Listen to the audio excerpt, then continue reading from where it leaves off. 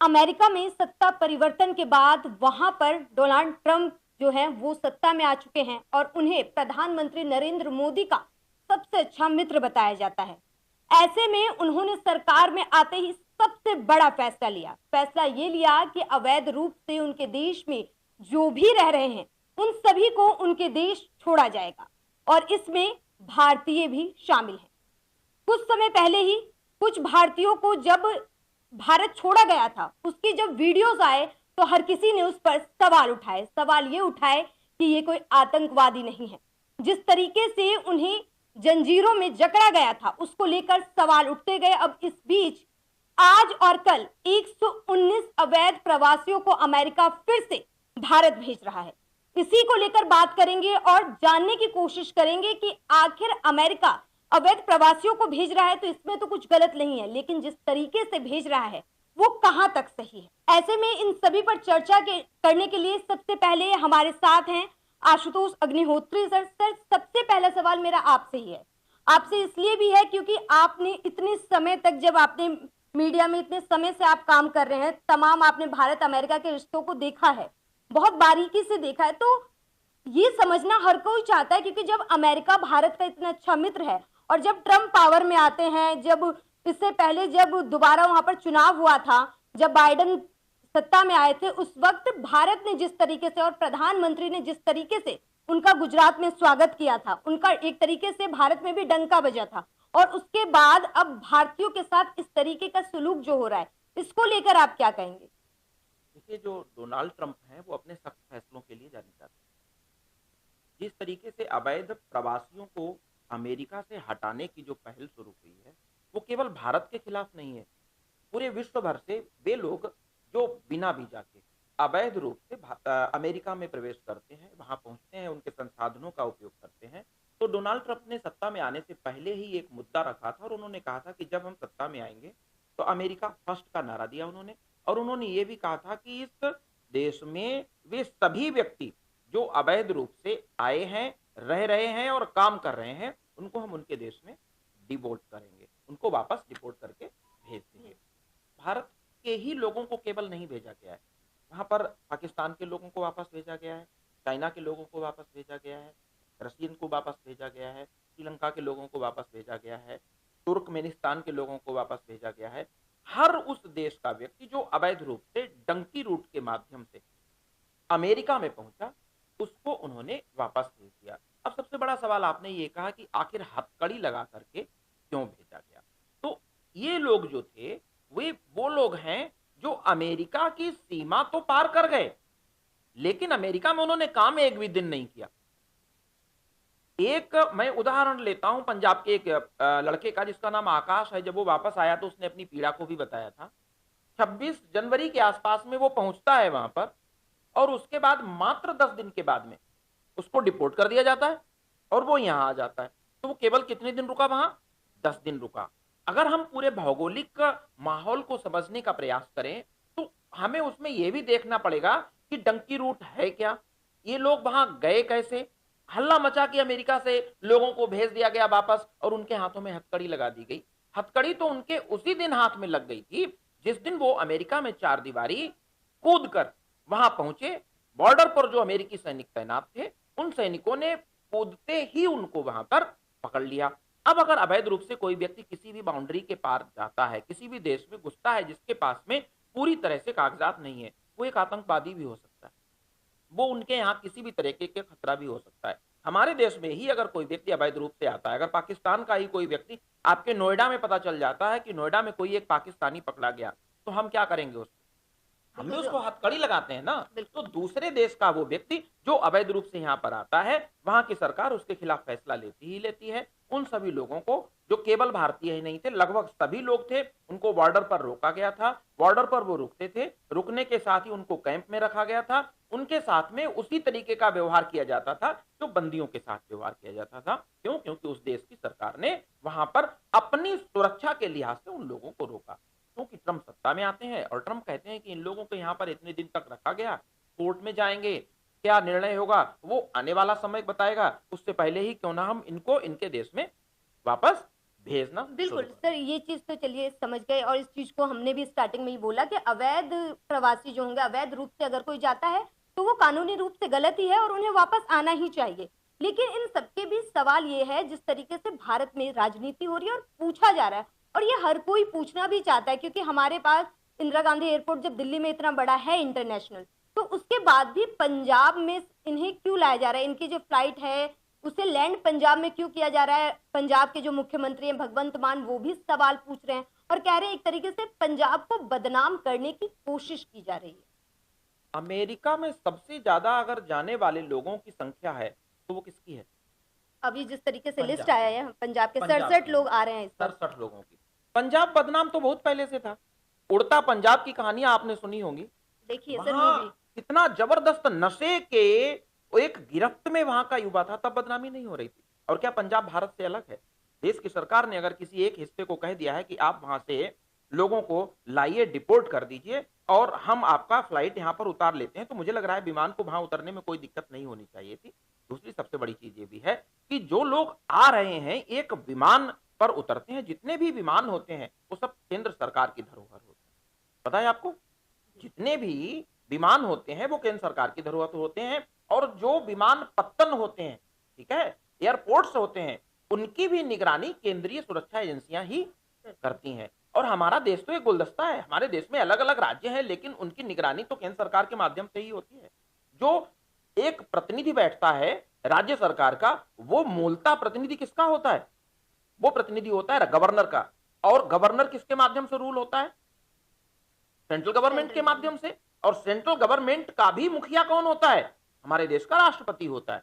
हमारे देश का राष्ट्रपति ही सही मायने में हमारे देश का मुखिया है।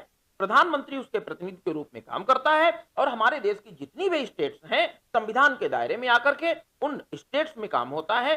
जितनी भी कहीं भी कोई भी अगर किसी प्रकार की सुरक्षा से जुड़ी जानकारी होती है तो हमारे देश के गृह मंत्री को और हमारे देश के रक्षा मंत्री को जिम्मेदारी होती है कि उस पूरे देश को देखें। तो पंजाब तो अलग है ही नहीं।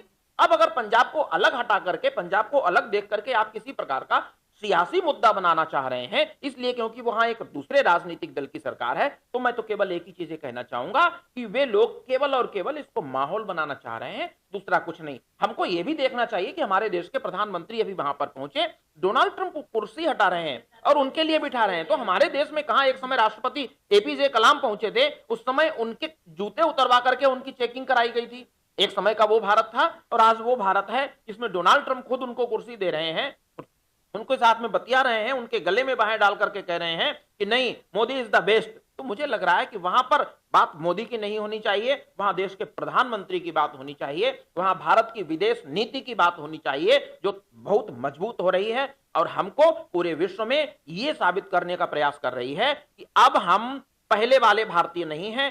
भारत आज का जो है वो विश्व गुरु की ओर आगे बढ़ रहा है। मेरे साथ जूही भी है। जूही, मैं आपसे ये जानना चाहूंगी, देखिए आप लगातार उत्तर प्रदेश को काफी समय से आप यहाँ पर हैं, उत्तर प्रदेश को कवर करती रहती हैं। आज अखिलेश यादव ने ये बोला कि जिस तरीके से जंजीरों में उन अवैध प्रवासियों को बांधकर एक तरीके से भेजा जा रहा है, पहली बात तो कोई भी खुशी खुशी अपना देश छोड़ के नहीं जाता है। यहाँ पर रोजगार की समस्या रही होगी, हर व्यक्ति अपना जीवन, अपने बच्चों को अच्छा जीवन देना चाहता है, इसीलिए अमेरिका गया होगा क्योंकि वहां पर उन्हें लगता है कि उन्हें एक अच्छी अपॉर्चुनिटी मिलेगी जो भारत में नहीं मिलेगी और ये सबसे बड़ी समस्या है। तो इस बीच कहीं से भी जो केंद्र सरकार है उनका ये कहना है और मोदी सरकार जो है वो डिफेंड के मूड में नहीं आ सकती है। ये सरकार की गलती है कि हमारे जो लोग हैं उन्हें इस तरीके से दूसरे देश में जाना पड़ता है। क्या कहेंगे इसकी? कामनी, देखिए जिस तरीके से गांव से प्लान होता है एक तरफ से कहे शहर की तरफ, तो वैसे ही कुछ लोग ऐसे भी हैं जो भारत छोड़ करके दूसरे देश गए कि हमें वहां पे काम मिलेगा, हम अपना जिंदगी जो है वहां पे व्यतीत कर सकेंगे। लेकिन अभी जिस तरीके से देखा जाए, अभी आशुतोष जी ने भी बताया कि वहां पर वो लोग हैं सिर्फ जिनको सिर्फ पकड़ा गया है और कुछ काम नहीं किए हैं, वो लोग वापस आ रहे हैं। तो ये भी एक तरह से देखिए राजनीति माहौल तो बनाया ही जा रहा है, क्योंकि कुछ ऐसी तस्वीरें भी होती हैं जो जलाने का भी काम कर रही है। क्योंकि देखा जाए ट्रंप ने जिस तरीके से उन्हें बैठाया कुर्सी पर, प्रधानमंत्री नरेंद्र मोदी को, तो ये चीज कहीं ना कहीं जलनखोरी भी पैदा कर रही है। और इसी चीज को मुझे लग रहा है माहौल बनाने के लिए जो है लगातार सवाल भी उठाए जा रहे हैं, क्योंकि देखिए ये कोई मुद्दा नहीं हुआ कि आखिरकार पंजाब में ही विमान को रोक करके यहाँ पर ही क्यों उतारे जा रहे हैं, अवैध जो है यहाँ पे क्यों डिपोर्ट किए जा रहे हैं। मुझे नहीं लगता इस पर सवाल खड़े होने चाहिए, क्योंकि अगर दिल्ली में उतारते हैं, जैसे आपने इंदिरा गांधी एयरपोर्ट बोला, वहां पे भी उतारते तो फिर क्यों नहीं कोई पूछता कि दिल्ली में क्यों सिर्फ उतारे जा रहे हैं। ये सवाल भी कहीं ना कहीं यहाँ पर खड़े होते हैं। और कामनी जी देखिए, अब सबसे बड़ी चुनौती जो रहने वाली है वो ये, क्योंकि वहां से जो लोग आए हैं उनका उनको फिर से एक नए सिरे से शुरुआत करनी पड़ेगी, फिर से अपने आर्थिक जीवन, और क्योंकि नौकरियां ढूंढनी पड़ेगी, रोजगार देखना पड़ेगा, और उनका जो उनके साथ जो उनका परिवार होगा, मतलब जिस तरीके से उन्होंने जो अपनी प्रॉपर्टीज वहां पे जमाई होगी, अब यहाँ से फिर से एक तरह से नए सिरे से जो है जिंदगी उन्हें शुरू करनी पड़ेगी। तो सर देखिए, जिस तरीके से लोकसभा में भी इस मुद्दे को उठाया गया था और पूछा गया था, तो जिस तरीके से एस जयशंकर हैं, उन्होंने बोला कि देखिए 2012 से ही इस तरीके से जो प्रवास वो अवैध प्रवासी हैं उन्हें भारत भेजा जाता है। ये कोई नया नहीं है कि मोदी सरकार में आकर ही ऐसा हुआ है या अचानक से ये हो रहा है। ये एक प्रक्रिया है जो हमेशा से होती आई है। असल में बवाल इसलिए मचा क्योंकि जिस तरीके से वहां की जो आर्मी है या वहां की जो फोर्स है, उन लोगों ने जो वीडियो बनाकर ट्वीट किया और उन्होंने बयान भी जारी किया कि हम अपनी सरकार की, हम ट्रंप की मदद कर रहे हैं और जितना जल्दी हो सके इस समस्या को हम दूर करना चाहते हैं, क्योंकि कहीं ना कहीं उनके अंदर भी अब शायद ये डर हो चुका है कि जो दूसरे देश से लोग आएंगे वो हमारी नौकरियां लेंगे। वो इस तरीके से, और उनका ये भी कंसर्न था कि इससे क्राइम भी बढ़ रहा है क्योंकि हमारे पास रिकॉर्ड्स नहीं है। मैं आपको एक चीज क्लियर करना चाह रहा हूँ। अमेरिकी सरकार ने कहीं भी ये नहीं कहा है कि दूसरे देशों से हमारे यहाँ लोग ना आए। आप जाइए वहां पर, उचित कागजात के आधार पर जाइए, बिल्कुल कि आप रिकॉर्ड्स वहाँ नहीं है। वर्क जो परमिट लीजिए, वहां पर पासपोर्ट लीजिए, वीजा लीजिए और उसके माध्यम से जाइए। अब बात आई कि उनको रोजगार नहीं मिल रहा था इसलिए वहां लोग चले गए। 80-80 लाख रुपए आप खर्च कर दे रहे हैं। आप समझिए, 80 लाख रुपए खर्च कर दे रहे हैं और एक अनजान व्यक्ति के माध्यम से उस व्यक्ति को पैसे दे दे रहे हैं जो कि एक ब्रोकर है, जो ये कह दे रहा है कि हम आपको वहां पर डंकी रूट से भेज देंगे। डंकी रूट होता क्या है? डंकी जो शब्द बना है वो डुंकी शब्द से बना हुआ है। डुंकी मीन्स हो गया एक उछलना कूदना, एक स्थान से उछलना, दूसरी जगह जाना और तीसरी जगह जाना। उसको धीरे धीरे परिवर्तित कर दिया और उसको कर दिया डंकी। अब एक व्यक्ति बैठा हुआ है पंजाब में जो पूरी तरीके से पढ़ा लिखा भी नहीं है, कक्षा 8 पास है, 9th पास है या 10th पास है, और पास होने के बाद में वो व्यक्ति क्या करता है, वो यहां से सीधे कहता है कि साहब हमें अमेरिका में पढ़ने के लिए, काम करने के लिए जाना है। आपके पास में वर्क परमिट है नहीं, आपके पास में वीजा है नहीं, आपके पास में पासपोर्ट है नहीं, आपके पास में योग्यता है नहीं, और आप काम कहां करने जा रहे हैं? अमेरिका में। आपने अपना घर बेच दिया? क्या आपने सरकार से पूछा हम अपना घर बेच दें? क्या आपने संपत्ति बेच दी? आपने गहने रख दिए? आपने पूछा? अरे भाई, आपने घर बेच के, मकान बेच के, दुकान बेच के, सब बेच करके डंकी रूट अपनाया और आप अमेरिका जाने की, विदेश जाने की सोच रहे हो। उतने पैसे से स्वरोजगार अगर आपने अपने घर में कर लिया होता 80 लाख रुपए से, तो लाख, 1.5 लाख, 2 लाख रुपए महीने तो आप यहीं कमाते, आपको किसी प्रकार की दिक्कत नहीं होती। जब जाते हैं तो कैसे जाते हैं? आप यहां से पहुंचे, आप कनाडा पहुंचे, 80 दिन के लिए कनाडा में रहते हैं, कनाडा से फिर पनामा नहर होते हुए तब आप वहां पहुंचते हैं, तुर्किया जाते हैं, ठीक है, सोमालिया जाते हैं, समुद्र के रास्ते से जाते हैं, समुद्री लुटेरे आपको लूट लें, आपको मार दें। बहुत सी घटनाएं ऐसी हुई हैं, नहरों में, नदियों में लाशें उनकी मिली हैं। आपको नालों से गुजरना पड़ता है, जंगलों से गुजरना पड़ता है, जहां भयानक जानवर मिलते हैं, वहां जहां जहरीले जीव जंतु मिलते हैं। आप छोटे बच्चों को भी साथ में लेकर के जा रहे हैं, आप अपनी पत्नी को साथ लेकर जा रहे हैं, पूरा परिवार ही लेकर के जा रहे हैं। एक अच्छा बसा बसाया आपने परिवार अपने झूठे सपने को पूरा करने के लिए उजाड़ दिया, घर बेच दिया, मकान बेच दिया, दुकान बेच दिया, और अवैध रूप से एक दूसरे व्यक्ति के देश में आप पहुंच जाते हैं, दूसरे देश में। और जब आप वहां पहुंच जाते हैं, जब वहां से आपको डिपोर्ट कर दिया जाता है, आप वापस आते हैं तो कोसने किसको लगते हैं? सरकार को। आप सरकार से मांग करते, सरकारी व्यवस्थाओं में जाने की व्यवस्था करते। सरकार तमाम स्वरोजगार के मौके आपको दे रही है, सरकार सब्सिडी दे रही है और ये कह रही है कि आप आइए, अपना रोजगार शुरू कीजिए। चाहे वो पंजाब हो, कश्मीर से लेकर कन्याकुमारी तक केंद्र सरकार के द्वारा तमाम ऐसी योजनाएं चलाई जा रही हैं जिसमें युवाओं को अपना स्वरोजगार शुरू करने के लिए सब्सिडी दी जा रही है। लेकिन क्या है कि आप काम नहीं करना चाहते हैं, आप बड़ा आदमी बहुत जल्दी बनना चाहते हैं। अगर आप पंजाब गए हो तो आप देखेंगे कि अपने घर की छत पर ऊंची मुंडेर बनवा करके उस पर हेलीकॉप्टर लगाने का एक बहुत बड़ा चलन चला है। जिसके घर पर हेलीकॉप्टर लगा है, मतलब इस व्यक्ति के घर से कम 2, 4, 5 लोग अमेरिका में, कनाडा में बसे हुए हैं। बसे। तो आप किसी भी देश में अगर अवैध रूप से जाएँगे, वहाँ की सरकार कैसे भेजती है, उसका उनका खुद का विवेक होता है। मैं तो ये कहूँगा कि हमारे देश से भी अवैध प्रवासियों को बहुत जल्द ही डिपोर्ट करने बिल्कुल, की ये पहल यही सरकार को करनी यही चाहिए। सवाल मैं आपसे पूछना चाह रही थी।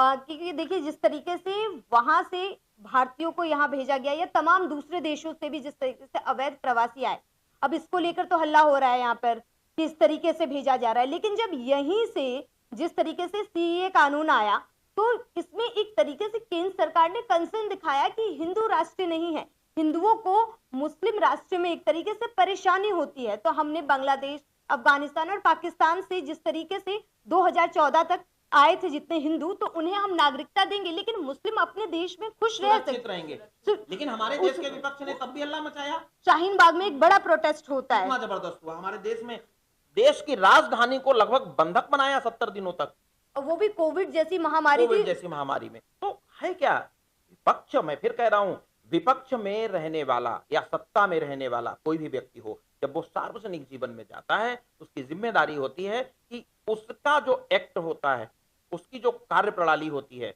वो संयमित होनी चाहिए। जब वो संयम के साथ में कोई काम करता है तो वो समाज को अच्छी राह की ओर ले जाता है। लेकिन जब वो भटक जाता है तो वो समाज को और राष्ट्र को संकट में लाने का काम। बिल्कुल, देखिए जिस तरीके से अभी मैं ऐसी रिसर्च भी कर रही थी, तो इसमें मतलब ये सेकंड हैंड ही रिसर्च कहलाएगा। प्यू रिसर्च सेंटर ने 2022 के आंकड़े के मुताबिक अमेरिका में लगभग 7,25,000 ऐसे भारतीय हैं जो अवैध रूप से वहां गए हैं। सबसे बड़ी बात है, ये लोग बॉर्डर क्रॉस करते हैं, सबसे ज्यादा मैक्सिको का जो बॉर्डर है उसको ये लोग यूज करते हैं, जबकि वो सेफ बिल्कुल भी नहीं है। और ये लोग जिस तरीके से सर आपने भी बताया, ये लोग अपने परिवार को साथ, छोटे छोटे बच्चे लेके जाते हैं। तो क्या लगता है असल में ये लोग क्यों चाहते हैं? क्योंकि जिस तरीके से मैंने भी पढ़ा कई जगह पे कि इन लोगों ने इंडिया के अंदर अपने करोड़ों की जो जमीनें थी, घर था, उन सबको बेच दिया कि बस कैसे भी हम अमेरिका पहुंच जाएं, और अब यहाँ पर आए हैं। असल में ये परेशान इसलिए भी हैं क्योंकि अब इनके पास कुछ नहीं बचा है, इन्हें शुरू से शुरू करना है। क्या लगता है आपको कि इस तरीके से चीजें कैसे चलेंगी और क्यों नहीं ये लोग इंडिया में ही रहना चाहते हैं? देखिए, मैंने आपसे फिर कहा कि जब आपकी लालसाएं बहुत तेजी से हिलोरे मारने लगती हैं, जब आपके मन में इस तरीके की इच्छाएं आती हैं कि हमें करना कुछ ना पड़े और हम बड़े आदमी बन जाएं, तो फिर आप कोई ना कोई रास्ता, शॉर्टकट अपनाते हैं। और शॉर्टकट जो रास्ता होता है वो ठीक नहीं होता। मानते हैं ना, उन्नति बिल्कुल। का कोई भी शॉर्टकट रास्ता नहीं होता है। जो आपको प्रोग्रेस मिलती है, उन्नति मिलती है, वो मेहनत से आती है। तो मैं तो यही कहूंगा उन सभी लोगों से कि जो लोग बिना कागजात के अपने देश से दूसरे देश में जाने का प्रयास करते हैं, डंकी रूट अपनाते हैं, भाई आप अपने घर में रहिए, अपने देश में रहिए, आप सरकार से उलझिए, सरकार से मांग कीजिए अपने लिए संसाधनों की, अपने लिए रोजगार की, लेकिन ना तो खुद को संकट में डालिए और ना ही सरकार के ऊपर, देश के सम्मान के ऊपर किसी भी प्रकार की कोई आंच आए, इस तरह का कोई भी उपयोग करें। कहीं न कहीं ये भी है कि आज का यूथ पता नहीं क्यों नहीं मेहनत करने से डरने क्यों लग गया है। क्योंकि जब आपको पता है कि अगर आपको नेम चाहिए, फेम चाहिए, मनी चाहिए, तो उसके लिए आपको ऑब्वियसली मेहनत करनी पड़ेगी और अपने एम को लेकर के स्टिक रहना पड़ेगा। लेकिन हर कोई अभी चाहता है कि बस किसी तरह से पैसा मिल जाए और ऐशो-आराम वाली ज़िंदगी मिल जाए। तो मुझे लगता है ये सोच भी जो है वो बदलनी पड़ेगी और इसके लिए शायद से अवेयरनेस होनी चाहिए अब लोगों में।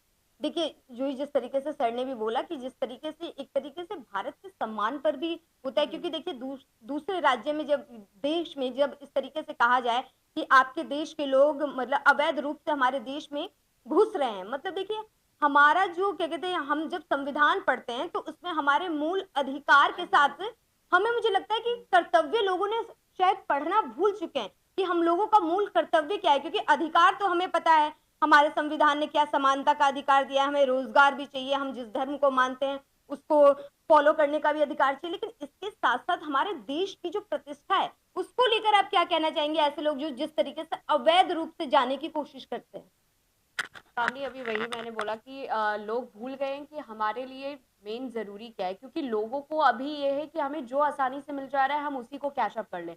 बट मुझे लगता है कि आप अपना जीवन जो है अच्छे से और सरलता से, सादगी से तब जी सकते हो जब आप किसी चीज़ के लिए मेहनत करो। अगर आप मेहनत करके जियोगे ना तो फिर आपके सामने इस तरह की कभी कोई प्रॉब्लम्स नहीं आएगी। देखिए ना, आज उनके अंदर इतनी लालच थी, इतनी एक तरह से कहें वो चीज़ हावी थी कि हमें अमेरिका जाना है। उन्होंने तमाम कोशिशें कर ली, लेकिन एट द एंड रिजल्ट क्या आया उनके हाथ कि आपको फिर वापस उसी चौराहे उसी जगह आना पड़ गया और वहीं आप खड़े हो, लेकिन आपके हाथ में कुछ भी नहीं है। बिल्कुल, देखिए ये चीज बहुत समझने की जरूरत है कि आपके सपने अगर बड़े हैं तो उसके लिए मेहनत भी आपको बहुत ज्यादा करनी होगी। अमेरिका आप भी जाना चाहते हैं और तमाम लोग हैं, बहुत सारे लोग हैं, हर व्यक्ति के अलग अलग सपने हैं। किसी को अमेरिका जाना है, किसी को लंदन जाना है, किसी को सिंगापुर जाना है, लेकिन अवैध रूप से अगर जबरदस्ती आपके घर में कोई घुस जाए, रात में आप सो रहे हैं और दरवाजा या खिड़की से कोई घुस जाए, तो आप तो पुलिस केस कर देते हैं। ये तो दूसरा देश है, वो कैसे किसी को अवैध रूप से स्वीकार करेगा जब उनके पास लीगली कोई रिपोर्ट ही नहीं है कि कहां से आए हैं, क्या पेपर्स हैं। तो ऐसे में देखिए ये बात बिल्कुल है कि जिस तरीके से जंजीरों में जकड़ के आया है उसको लेकर देखिए, हालांकि लोकसभा में जिस तरीके से कहा गया कि ये भारत के हाथ में है नहीं, ये अमेरिका के हाथ में ही है कि वो किस तरीके से भेजा जाएगा।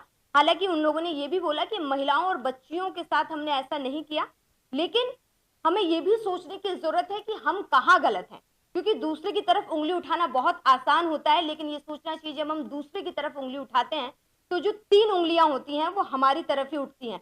तो गलती कहीं ना कहीं उन सबकी भी है जो अवैध रूप से गए हैं। जिस तरीके से सर ने बहुत बेहतरीन लाइन कही, सरकार हमारी, देश हमारा, डंके की चोट पर खड़े होकर कहिए नौकरी क्यों नहीं देंगे, देना पड़ेगा।